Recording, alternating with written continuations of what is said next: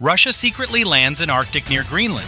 Then, the US military response is instant, leaving Moscow so sad at exactly 0314 hours local time. In the heart of the bone-chilling fog of the Lincoln Sea, the silent Arctic surface suddenly buckles. A massive steel sail of a Russian Yasen M submarine breaches the ice just 45 miles off the coast of Greenland, its silos humming with the activation of missiles leveled at the heart of the Atlantic.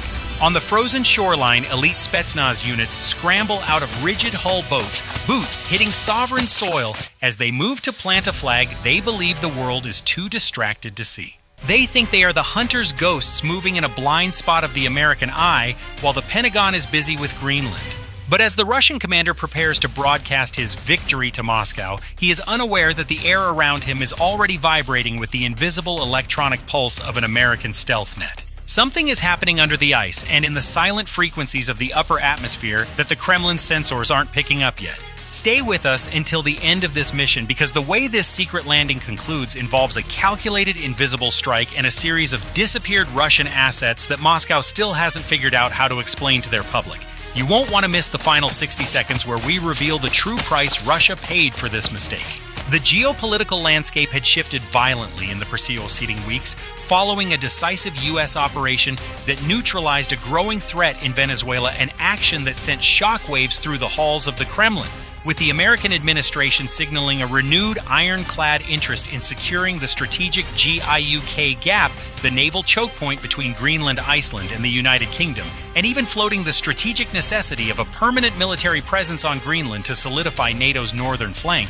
Moscow felt its influence in the high north evaporating. This wasn't just a patrol, it was a brazen secret landing intended to establish a fait accompli on the ground, a permanent Russian footprint on Greenlandic soil that would force a diplomatic crisis where Moscow held the cards. They wanted to show the world that they could still strike at the heart of the Atlantic.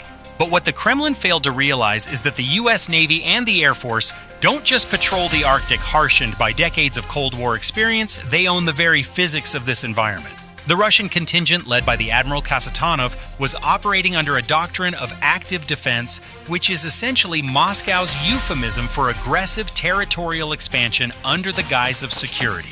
They brought their absolute best, the 45th Separate Special Purpose Brigade of the VDV and specialized Northern Fleet units trained for sub-zero sabotage and rapid airfield seizure. Their psychology was rooted in the dangerous belief that the United States would be too slow or too politically hesitant to react to a gray zone operation that didn't immediately involve a declaration of war. They utilized the Krasnoyarsk, one of the quietest nuclear-powered cruise missile submarines in their inventory, to provide an undersea shield, believing its advanced sonar could detect any American interloper long before it became a threat.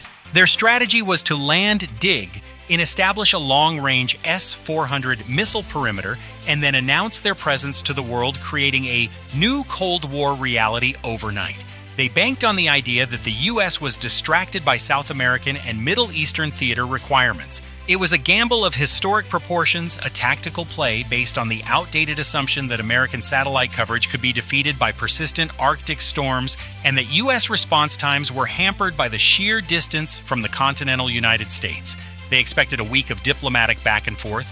They didn't expect a hammer blow within the hour. Furthermore, the Russian command structure suffered from a severe case of overconfidence. They believed their Polyak electronic warfare systems could mask their signature against Western eyes. They moved with the arrogance of a force that hadn't faced a peer-level technological response in decades. The Russian Ministry of Defense assumed that because the U.S. was busy integrating new systems in the Caribbean, the GIUK gap would be left to skeleton crews. They failed to account for the fact that the U.S. Navy doesn't just leave a theater, it automates it.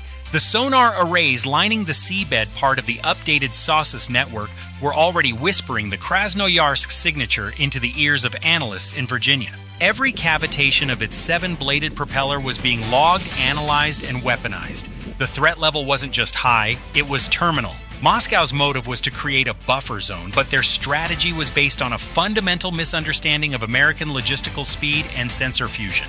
They were walking into a buzzsaw while thinking they were the ones holding the blade. But the Americans were already there waiting with the kind of technological overkill that defines modern U.S. military doctrine. The response was spearheaded by the USS Gerald R. Ford Carrier Strike Group, which had been loitering in the North Atlantic under total EMCON emissions control protocol, making the 100,000-ton supercarrier effectively invisible to Russian electronic intelligence. The heart of the American counter-move was the Aegis combat system on the Arleigh Burke-class destroyers, specifically the USS Donald Cook, which utilized its AN/SPI-6 V1 radar to track the Russian frigates through the thickest Arctic fog and snow. This radar is so sensitive it could detect a bird-sized object at several hundred miles, let alone 2 400-500-ton frigates. While the Russians were struggling with the physical icing of their older, less efficient sensors, the U.S. Navy was utilizing P-8A Poseidon aircraft to drop a smart net of multi-static sonobuoys around the Russian Yasen submarine. Each buoy was a digital node in a chain that turned the undersea environment into a transparent glass bowl. The U.S. wasn't just preparing to intercept, they were preparing a masterclass in humiliation.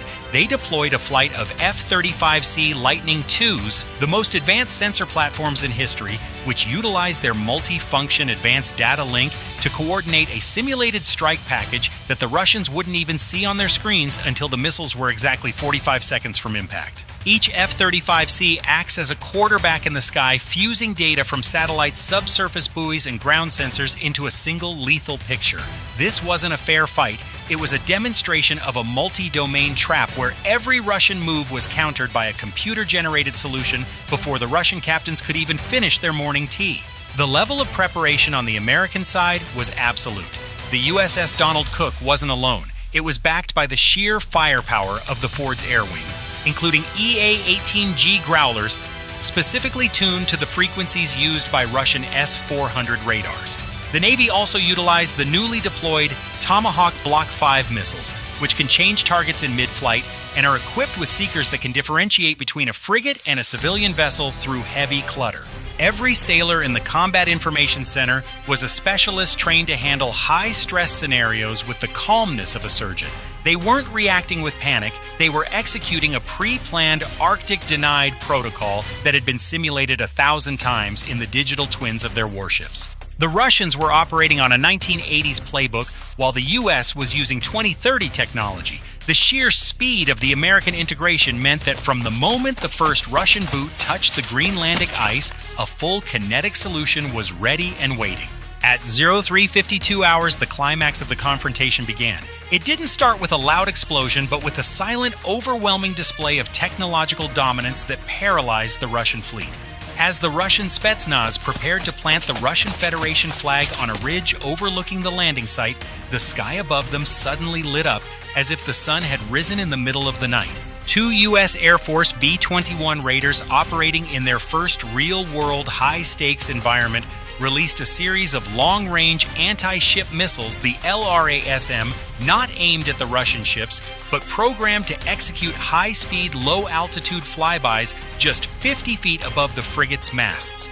The supersonic shockwaves shattered windows on the Russian bridges and sent sailors diving for cover. Simultaneously, the USS Donald Cook executed a high-speed intercept its 5-inch Mark 45 naval gun slewing with robotic precision toward the Admiral Kasatonov, while its electronic warfare suite, the Sea Whip Block 3, completely flooded the Russian frigate's communication arrays with digital white noise.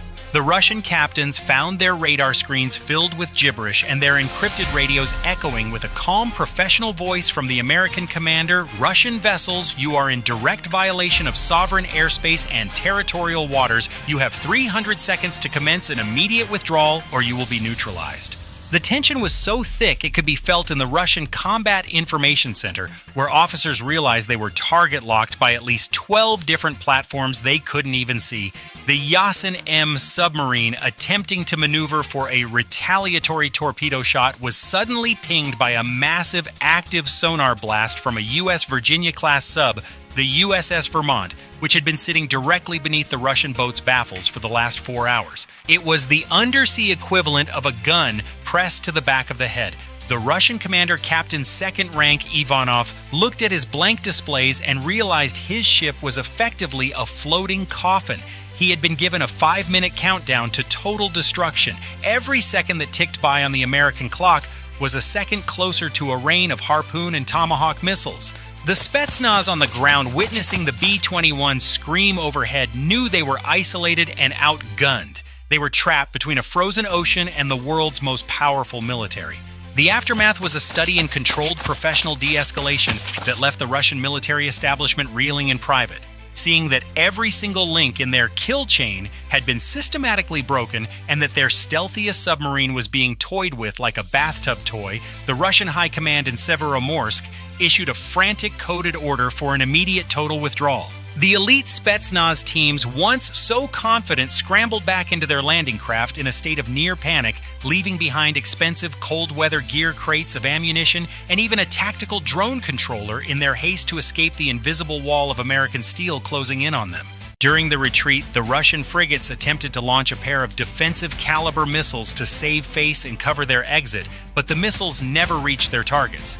One suffered a catastrophic booster failure due to the extreme cold and poor manufacturing, and the other was instantly spoofed by the USS Donald Cook's electronic countermeasures, crashing harmlessly into the ice.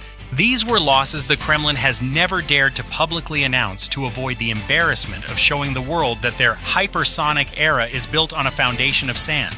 The humiliation was absolute. The Russian fleet slunk back toward the Kola Peninsula, pursued by the persistent pings of American sonar all the way to the edge of their territorial waters. In the following days, satellite imagery would show a somber atmosphere at the Northern Fleet headquarters. The price of their arrogance was not just the loss of face, but the loss of high-value munitions and the psychological defeat of their elite units. The U.S. Navy watched them go, maintaining a perfect fire control solution until the last Russian wake vanished over the horizon. There were no victory parades, no loud declarations in the media, just the quiet professional satisfaction of a crew that had done its job with surgical, terrifying precision. The Arctic returned to its frozen stillness, but the underwater graveyard of failed Russian ambitions had just grown a little larger. The American presence in the Arctic was now indisputable, a silent sentinel that proved the era of gray zone land grabs was over. This encounter serves as a stark, cold reminder of the enduring truth of modern warfare power in the 2020s is not just about the size of your fleet or the volume of your propaganda, but the speed of your information and the discipline of your sailors. Russia attempted to play a 20th century game of land grabbing, and might makes right, in a 21st century world of total surveillance and integrated strike capability. They learned that the Arctic is not a lawless frontier. They can bully at will, but a domain guarded by those who master technology, logistics, and training. The U.S. Navy's instant response wasn't a fluke or a stroke of luck. It was the inevitable result of decades of preparation, multi-billion-dollar R&D, and a refusal to be intimidated by bullies acting in the dark. As we look toward a future where global tensions continue to rise and adversaries seek to test the red lines of the free world, we must remember that peace is maintained not through empty diplomatic gestures, but through the undeniable, visible capability to win any fight in any environment at any time. The lesson for Moscow is clear. If you challenge the masters of the sea in their own backyard, be prepared for a very long, very humiliating, and very cold walk home. The strategic importance of Greenland is now set in stone, and the message to the world is that the U.S. will not blink regardless of the theater or the timing. Today's lesson for the world is simple: never confuse American restraint for American weakness, because the moment that line is crossed, the response will be as fast as it is final. Stay sharp, stay informed, and always remember that the rules of the global order are written by those who have the will and the technology to enforce them. Would you like me to analyze the specific radar frequencies used in this Arctic intercept, or perhaps the performance of the B-21's stealth coating in sub-zero temperatures?